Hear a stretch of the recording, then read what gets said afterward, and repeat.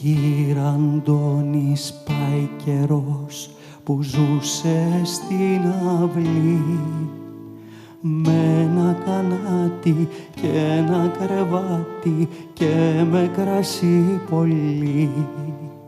Είχε δυο μάτια γάλανα κι αχτένει στα μαλλιά και ένα λουλούδι πάντα φορούσε στα ρούχα τα παλιά.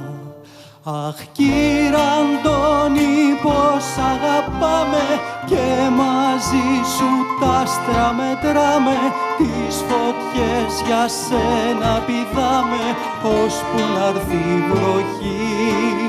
Και το θυμό σου πάντα ξεχνάμε, σαν πουλιά μαζί τριγυρνάμε, σαν παιδιά με σένα γελάμε, σαν κάνεις προσευχή.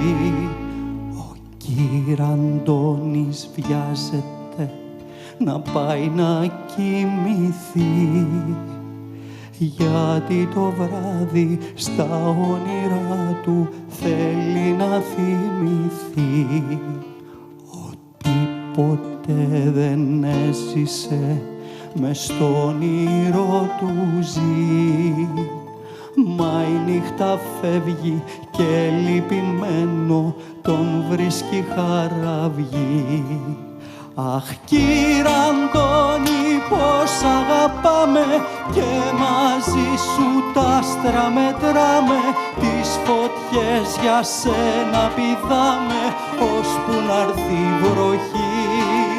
Και το θυμό σου πάντα ξεχνάμε, σαν πουλιά μαζί τριγυρνάμε, σαν παιδιά με σένα γελάμε, σαν κάνεις προσευχή.